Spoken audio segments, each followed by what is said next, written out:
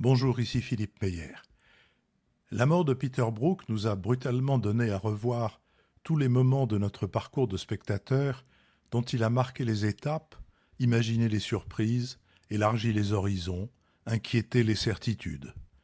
Au printemps dernier, avec Marie-Hélène Lestienne, Peter Brook proposait dans son théâtre des Bouffes du Nord un ouvrage qu'il n'avait cessé de remettre sur le métier, La tempête de Shakespeare.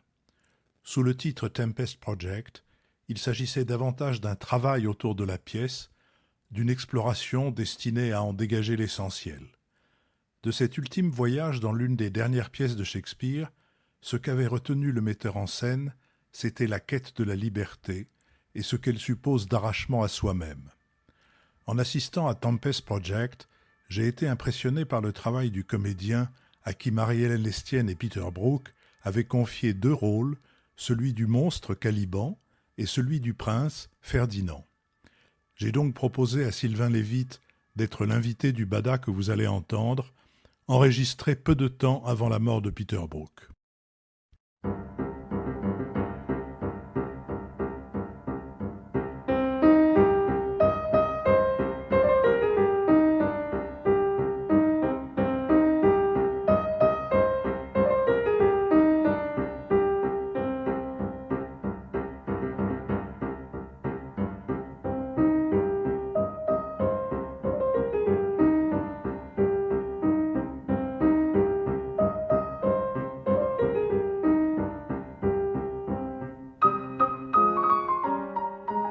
Le nouvel esprit public, si c'est pour la culture, on a déjà donné. Philippe Meyer, bonjour.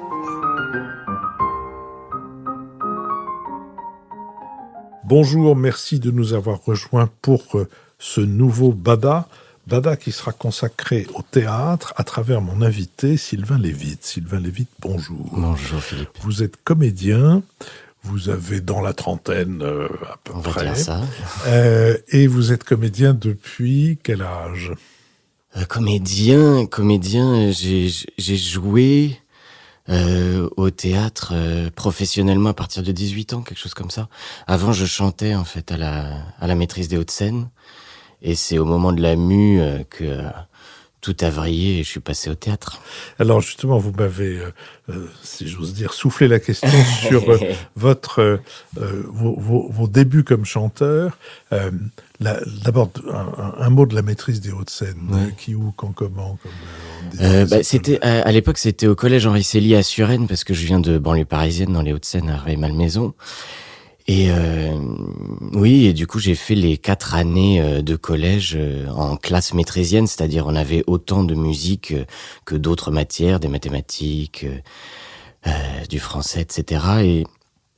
Et du coup tout le travail a été de s'amuser à l'Opéra de Paris en faisant Carmen, Tosca, et la flûte enchantée au Cirque Grus qui a été mis en scène par Claude Santelli. C'était une de ses dernières pièces. Pour ceux qui ne connaîtraient pas Claude Santelli, c'est un des réalisateurs emblématiques d'une télévision de service public qui se dépensait beaucoup pour ouvrir les portes de toutes sortes de répertoires et en même temps de le faire d'une manière qui était très, très distrayante. Enfin, c'est un personnage qui malheureusement n'a pas beaucoup d'équivalent dans le paysage audiovisuel. Et je crois qu'il était très lié à Alexis Grus, et du coup il a eu envie de mettre cette flûte enchantée en scène avec des animaux, avec des jongleurs, des jongleuses, etc. Et c'était très poétique, très beau et accessible aux enfants aussi. Et donc à un moment donné, vous passez vous étiez, quelle était votre tessiture ? J'étais mezzo alto, quelque chose comme ça. Voilà.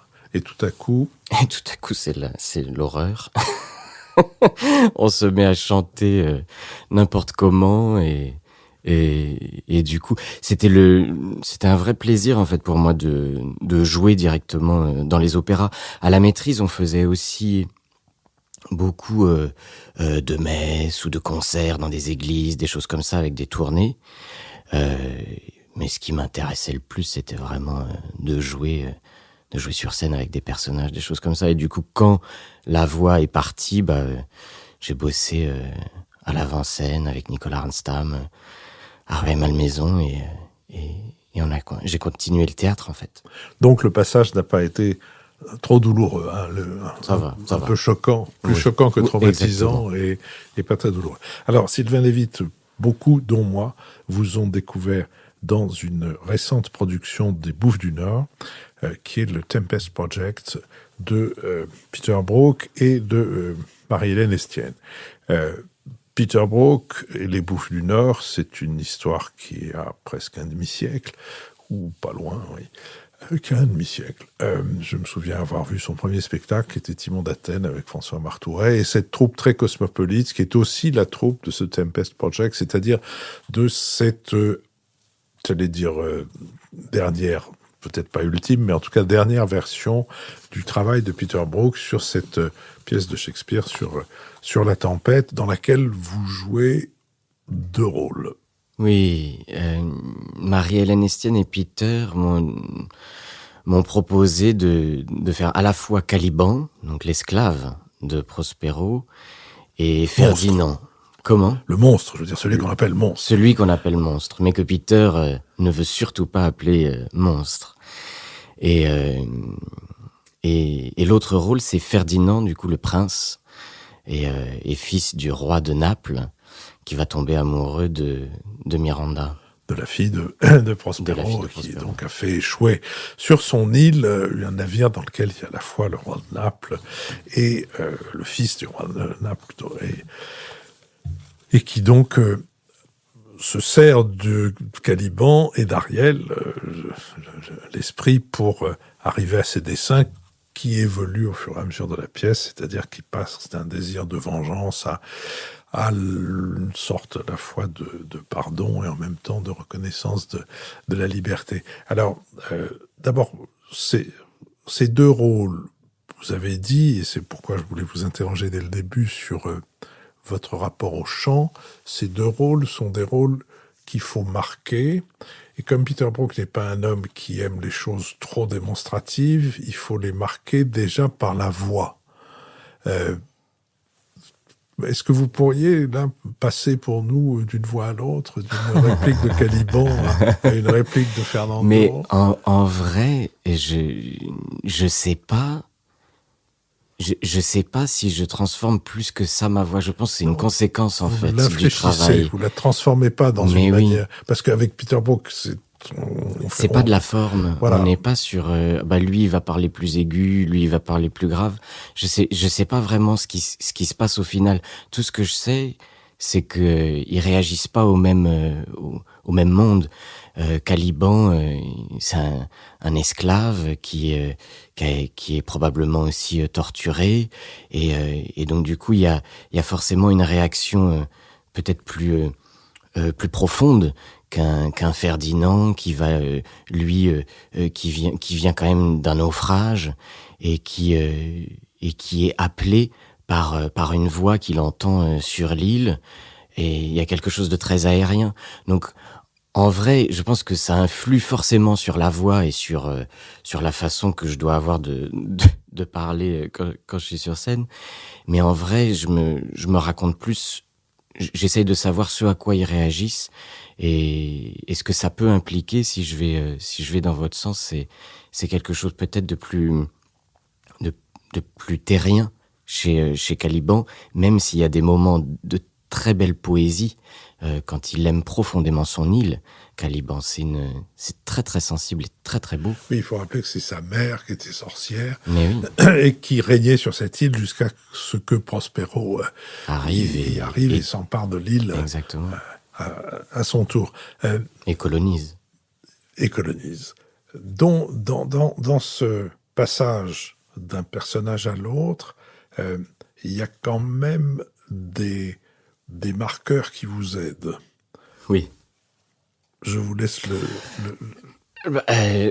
déjà sur le costume, en fait. Le costume c'est très simple. De toute façon, avec Peter et Marie-Hélène, il faut que le costume ajoute quelque chose. Il faut pas que le costume vienne masquer quelque chose. Il faut juste qu'il donne un sens très léger. Je sais que Peter a beaucoup insisté. Il demandait au début du travail à ce que Caliban ait quelque chose sur la tête.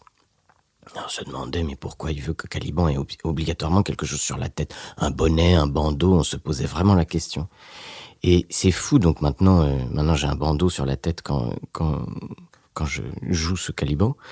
Et c'est très étonnant parce que je me suis rendu compte d'un coup que ça faisait que mon monde extérieur, ma possibilité de voir le monde était très basse. D'un coup, tout devenait très bas. Mon horizon n'était pas dégagé du tout, en fait, avec Caliban. Et dès que j'enlève ce ruban que j'ai au niveau du front, pour passer à Ferdinand, il y a quelque chose qui se libère et du coup, tout devient possible presque d'une certaine façon. Et et c'est vrai que juste un simple bandeau, quand on le prend vraiment sensiblement et vraiment que tout le corps est investi, en fait, par ce tout petit élément de costume, ça change complètement le rapport au plateau. Ouais. Vous avez rencontré Peter Brook quand et à quelle occasion? C'était, je les ai assistés en fait sur leur précédent spectacle Why qu'ils avaient monté au Bouffe avec Catherine Hunter et Marcello Mani. Et du coup, je les ai assistés sur leur tournée qu'ils ont fait post-Covid en 2020, fin d'année 2020.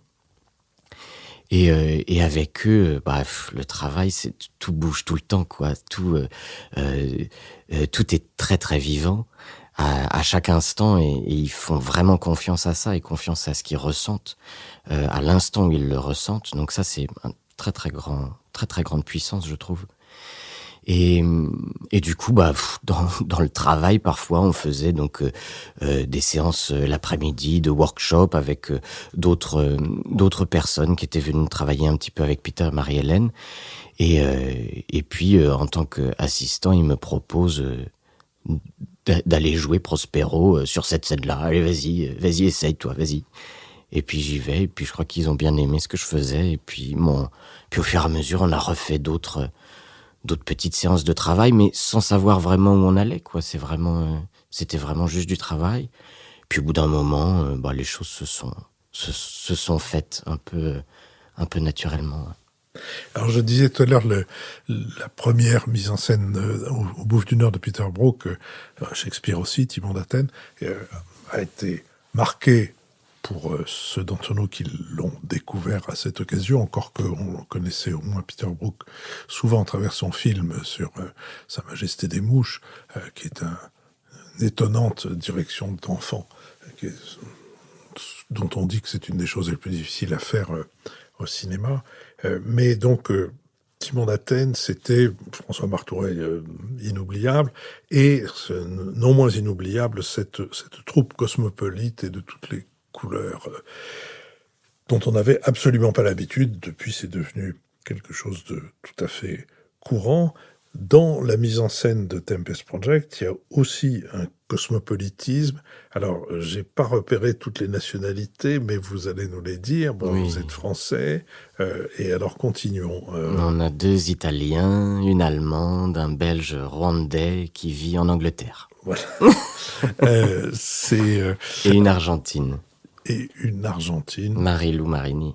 Ah ben bien sûr, Marie-Lou Marini qui joue Ariel. Et d'ailleurs un parti pris très très intéressant, très étonnant de faire jouer Ariel par quelqu'un. Ça n'est pas être désagréable avec Marie-Lou Marini pour dire qu'elle a un certain âge et même un âge certain, alors que d'habitude on cherche Ariel du côté d'une jeunesse beaucoup plus jeune, pour dire les choses. C'était à ce point, j'imagine, votre première expérience de cosmopolitisme. Je pense. À l'opéra, souvent les interprètes, les chanteurs, chanteuses viennent d'un peu partout. Donc à la maîtrise, moi je me souviens de chanteurs, chanteuses qui m'ont vraiment marqué. Mais c'est vrai au théâtre, ouais, c'est vrai, ouais. Et vous en avez tiré quelque chose de particulier ou? C'est magnifique parce que c'est vraiment le respect, quoi, le respect du travail de l'autre, et puis on est là pour s'entraider, quoi. On est là pour être les uns avec les autres. On travaille On travaille du coup, quand la langue suffit pas, on travaille le corps. Et qu'est-ce que c'est beau, quoi. On fait énormément d'exercices, de jeux ensemble. Les séances de travail avec Peter et Marie-Hélène, souvent, c'est que l'après-midi, ça dure quoi, 3-4 heures, grand maximum, on va dire, les après-midi. Et puis on passe la majorité du temps à juste faire des jeux et des exercices. Et puis après, on fait 1 ou 2 fois les scènes, mais c'est tout. Et le fait de faire des jeux ensemble aide énormément aussi au travail ensuite, quoi. Vous avez travaillé avec beaucoup de metteurs en scène, dont quelques-uns ne manquent pas de prestige. Alors, est-ce qu'on peut commencer par ceux dont vous gardez l'empreinte la plus durable? Oui, je pense que c'est Declan Donnellan. Je l'ai rencontré quand j'avais 18 ans. Au Bouffe du Nord, sur une audition que j'ai faite au Bouffe du Nord. J'avais jamais mis les pieds au Bouffe du Nord à ce moment-là, et je débarque dans ce théâtre et je trouve ça très très beau. Alors il faut dire quand même, parce que tous nos auditeurs ne sont pas allés au Bouffe du Nord, donc c'est un théâtre à l'italienne, un théâtre tout ce qu'il y a de plus classique, sauf que il s'y est passé un certain nombre de catastrophes, dont un incendie qui n'a pas détruit le théâtre, mais qui lui a donné une physionomie tout à fait étrange, que Peter Brook a eu l'idée de ne pas modifier du tout. Et donc c'est un théâtre dans lequel une grande partie du décor, même si quelquefois il y a des décors plus marqués que d'autres, mais une grande partie du décor repose sur l'imagination, ou la sollicitation de l'imagination des auditeurs, des spectateurs. Et donc, oui, les murs sont chargés d'histoire au Bouffe du Nord, et ça se voit sur les murs, et c'est ça qui est magnifique. Mais ce qui est beau aussi, moi je l'ai vu que en rouge, là pour l'instant c'est rouge, un peu ocre, mais au cours de l'histoire, les bouffes ont eu différentes couleurs. C'est ça que moi je trouve ça complètement dingue au final. Mais du coup, qu'est-ce que je racontais sur Ah oui, la rencontre avec Declan. Et du coup, oui, à 18 ans, je débarque au Bouffe du Nord et je rencontre ce metteur en scène que je ne connaissais pas du tout. Il me dit vous avez en dessous de 20 ans, je vous le pardonne, il n'y a pas de souci. Et après, oui, ça a été vraiment une rencontre très très marquante et qui m'aide encore aujourd'hui, que ce soit en tant que comédien, en tant que metteur en scène, en tant que pédagogue, sur ces 3 volets-là que j'essaye de développer moi aujourd'hui.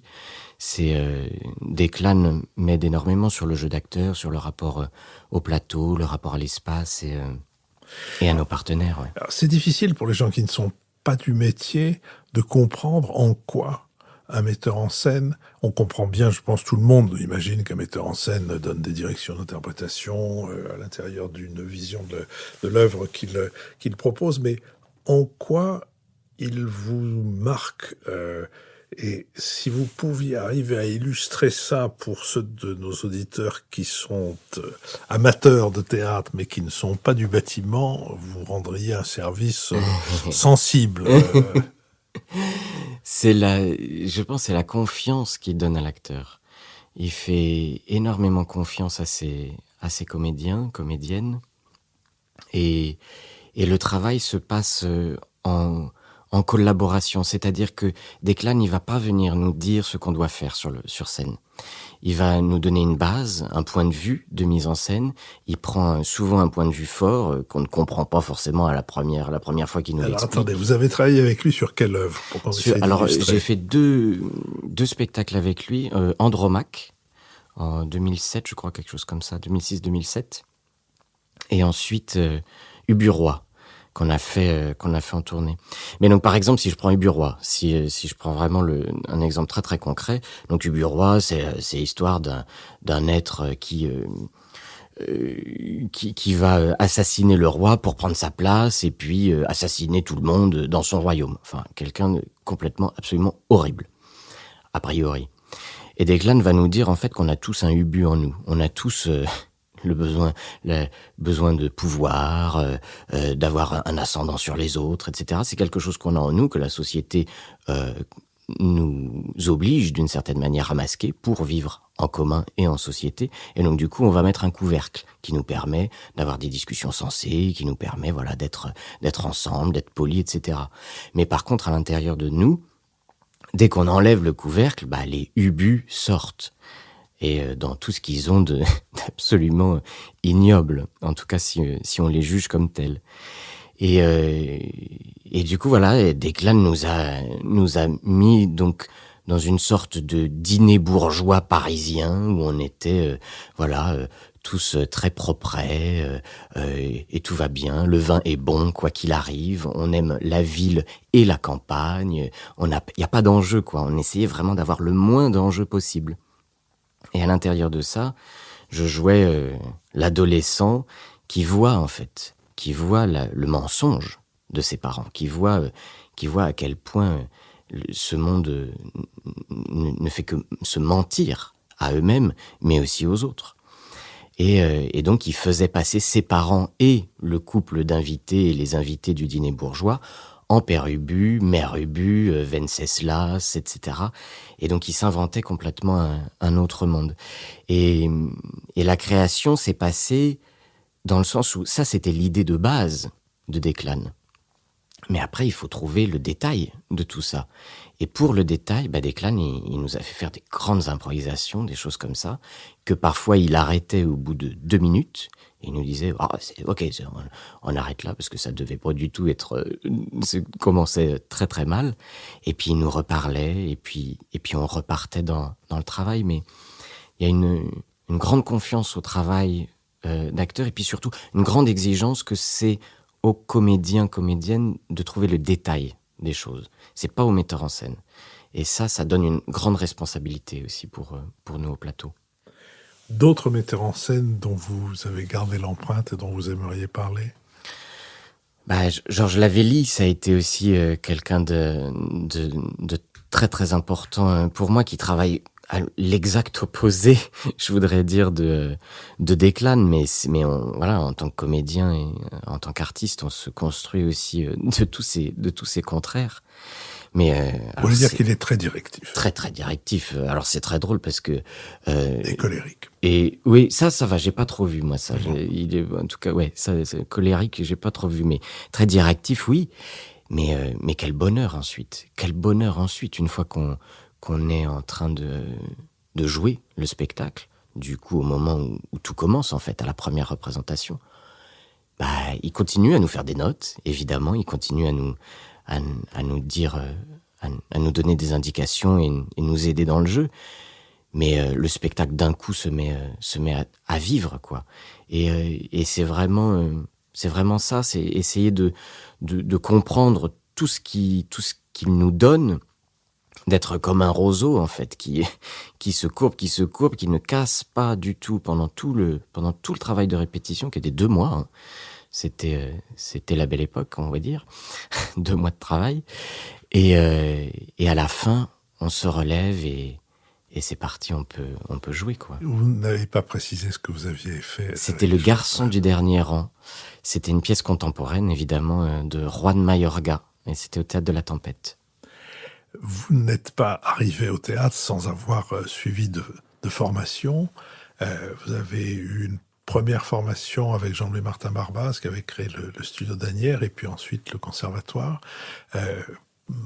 Comme vous êtes devenu vous-même formateur, j'aimerais que vous disiez un peu ce que vous avez tiré de ces 2 épisodes de votre formation professionnelle. Oui. Moi, je trouve qu'on apprend beaucoup plus en jouant qu'à l'école. De façon très simple. À l'école, on rencontre des gens, et ça, c'est exceptionnel. Le studio, j'ai travaillé surtout avec Chantal Desruaz et Patrick Simon en première année. Et ce qui est très fort, en fait, au studio qui s'appelle maintenant le studio JLMB, qui était l'école du studio avant. JLMB, c'est Jean-Louis Martin Barbaz, oui. Ce qui est très fort, en fait, c'est le respect qu'il y a de la part des pédagogues pour les élèves, et puis surtout le désir pour Jean-Louis qui était très fort, que le travail puisse être vu des spectateurs et spectatrices. C'est-à-dire que c'est véritablement quand on passe devant des gens que le travail de l'acteur et de l'actrice peut véritablement se faire. Donc ça, pour moi, c'est quelque chose qui a été très très fort dans cette école, c'est le rapport au public aussi, d'être véritablement confronté à des spectateurs, spectatrices. Et au CNSAD, au conservatoire à Paris, j'ai fait 3 années avec Sandy Ouvrier, et c'était très très riche, très précieux. On a travaillé des auteurs classiques, des auteurs contemporains, Meyerbourg, Shakespeare. On a travaillé. Enfin, c'était vraiment très très riche, une période très vivante à ce moment-là. Et Sandy est très forte sur le rapport au texte, le rapport au corps et le rapport à la ponctuation aussi. Mais principalement, vraiment, je dirais que c'est en jouant qu'on apprend. Que c'est vraiment en étant face à des gens, quoi. Des spectateurs, des spectatrices. Vous êtes devenu formateur maintenant avec ce studio Jean-Louis Martin Barbaz. Alors d'abord, c'est une forme de formation, si j'ose dire, qui n'est pas tout à fait classique dans son organisation. Ça se passe comment ? C'est une école itinérante, dans le sens où les cours ont lieu dans des espaces de travail très différents. Ça peut être... donc c'est principalement à Paris, déjà, faut le dire. Mais ça a lieu aussi bien, par exemple, au Théâtre de Belleville qu'au 104, à l'Espace Sorano à Vincennes. Enfin bref, il y a vraiment plusieurs espaces dans lesquels on peut travailler, ce qui confronte les élèves aussi à ce qu'ils vont vivre dans la vie professionnelle, quoi. Ensuite, on passe d'un espace à l'autre et il faut que notre corps, notre voix, tout notre être s'y adapte pour que ce soit véritablement au présent et non pas juste une œuvre qu'on plaque dans un espace donné, mais que quelque chose de sensible s'échange.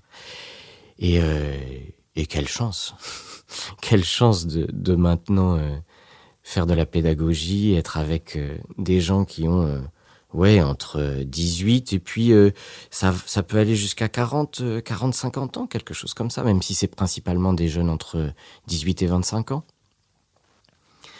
Mais quel bonheur de travailler avec des regards qui pétillent, qui ont envie d'apprendre et qui sont pleins d'énergie et de fougue.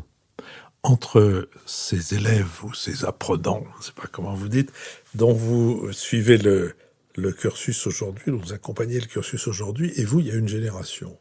Est-ce que vous leur trouvez des différences par rapport à votre génération ? On est forcément tous très très différents.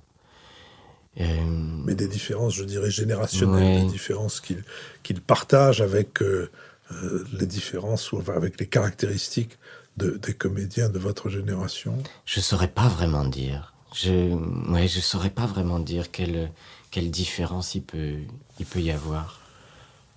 Ouais, je saurais pas vraiment dire. Désolé. Non, mais c'est une réponse. Oui. Ce n'est pas une absence de réponse, c'est une réponse. Et pour terminer sur un regard à la fois en arrière et aujourd'hui, de ceux qui étaient avec vous dans cette année que vous avez fait au studio d'Asnières, avant qu'il n'était pas encore le studio Jean-Louis Martin Barbaz, et ceux qui étaient avec vous au conservatoire, est-ce que vous savez qui est devenu quoi ? Pardon ? Est-ce que vous savez comment se sont prolongées les carrières de ceux avec qui, ou pas prolongées, oui, oui, il y a plein de parcours très très différents en fait. Il y a des gens qui sont plus à la télé maintenant, d'autres qui font plus de théâtre. Moi, je continue à travailler en fait avec certaines d'entre eux. Par exemple, avec Clara Noël, avec qui j'étais en cours au conservatoire. Maintenant, Clara, on a monté une compagnie ensemble qui s'appelle Les Choses ont leur secret. Et on travaille sur Shakespeare ensemble. On fait tous nos projets ensemble. Et c'est vraiment quelque chose de très très fort, très très puissant. Et puis, il y a plein de parcours... mais c'est ça qui est très étonnant. Et c'est parfois les amitiés qu'on avait au conservatoire ou au studio, à l'école du studio, sont pas forcément les amitiés qu'on va avoir au sortir de l'école. Et puis au contraire, des amitiés qui d'un coup naissent alors que pendant le cursus, c'était pas présent. Du coup, c'est très très étonnant en fait. On est très surpris en fait de voir comment les choses avancent et évoluent. Ouais. Alors les choses ont leur secret, vous préparez quoi ? Je prépare le Conte d'hiver, Conte d'hiver de Shakespeare, son avant-dernière pièce, juste avant La Tempête. En fait, avec la compagnie que j'ai montée, que j'ai créée en 2013, j'ai commencé à travailler sur Le Roi Lear, avec seulement 2 comédiens qui jouaient tous les personnages de la pièce. C'était une adaptation plus concentrée du Roi Lear, mais avec les 2 qui jouaient Edmond, donc le fils bâtard de Gloucester, et Edgar, le fils légitime de Gloucester. Et les 2, en fait, étaient enfermés dans un vieux grenier et se mettaient à inventer, un peu à l'âge de l'adolescence, toutes les choses paranormales qui arrivent dans cette magnifique pièce de Shakespeare. Du coup, ça, on a créé ça. Après, j'ai eu l'envie de prendre vraiment le contre-pied total et d'avoir une troupe très nombreuse, constituée exclusivement de femmes. Et donc, du coup, j'ai demandé à 9 comédiennes, certaines que je connaissais, d'autres que j'ai rencontrées avec des auditions. Et on a travaillé sur La Nuit des Rois, une comédie, d'un coup, contraire de la tragédie du Roi Lear, et une comédie sur le désir, sur le trouble dans le genre, et sur ce qui nous trouble dans le désir. Et voilà, mon envie maintenant est de continuer presque de faire un triptyque, c'est-à-dire avec une tragédie, une comédie et un conte de Shakespeare, qui n'est ni une tragédie ni une comédie, ou alors qui est les 2 à la fois, plutôt, et qui amène énormément de magie et de poésie. C'est une pièce exceptionnelle, le Conte d'hiver, qui est rarement monté en France, en fait. En tout cas, moi, j'ai vu très très peu d'exemples en France. Je crois que la dernière fois que je l'ai vu, c'était à Nanterre. C'était qui ? C'était Patrice Chéreau. D'accord, parce que Luc Bondy l'a mis en scène en 88. Pardon, c'était Luc Bondy. Ouais. C'était Luc Bondy. Dans la magnifique traduction de... Vous avez travaillé aussi avec Luc Bondy. Oui. C'était la traduction de Coltès qui est exceptionnelle. Exactement, voilà, d'où probablement avec Bulogier, ma confusion. Nada Strankar. Exactement. Vos projets du moment, enfin ceux qui sont pour les mois qui viennent? C'est le Conte d'hiver. Là, je suis dans la préparation. Du Conte d'hiver. On commence les répétitions en novembre et la première en janvier. Donc là, on est en pleine préparation de tout ça. Et ça se passera où? La première est à Alençon, à la Scène Nationale 61. Et ensuite, on est en tournée en France. Pour l'instant, en région parisienne, on va à Cormeilles en Parisie, le 24 janvier 2023. Mais voilà, je cherche encore des dates. Ça, c'est tout le problème des compagnies. Oui. C'est de trouver des dates de jeu et puis surtout des séries, quoi, pour que le spectacle puisse véritablement se trouver. Voilà, ma dernière question sera triviale, mais on monte le Conte d'hiver avec une compagnie qu'on a créée soi-même et il faut financer tout ça, oui. Donc par des coproductions, telle ou telle scène nationale ou tel centre départemental. Vous évaluez à combien le temps que ça vous prend de trouver les moyens nécessaires à monter un spectacle de cette nature? 2 ans. 2 ans. Là, oui, c'est 2 ans et là, je commence un petit peu à ce que les gens commencent à comprendre le travail que je suis en train de faire. Donc ça me fait plaisir. Mais oui, c'est énormément de temps. Et c'est important quand on a des idées, des envies, des choses qui apparaissent dans nos esprits, de les mettre en œuvre plutôt rapidement parce que quand une chose est trop étalée dans le temps, au bout d'un moment, il y a quelque chose qui peut aussi se dissoudre. Donc, je trouve c'est important aussi de pouvoir... que certaines structures sont plus réactives que d'autres, quoi. Et donc ça, c'est très, très beau, très, très puissant. Sylvain Lévite, merci. Merci. Vous nous donnerez des nouvelles de ce Conte d'hiver, ce qui nous permettra de donner à notre tour des nouvelles de ce Conte d'hiver à nos auditeurs. Avec merci. Plaisir. Merci Philippe.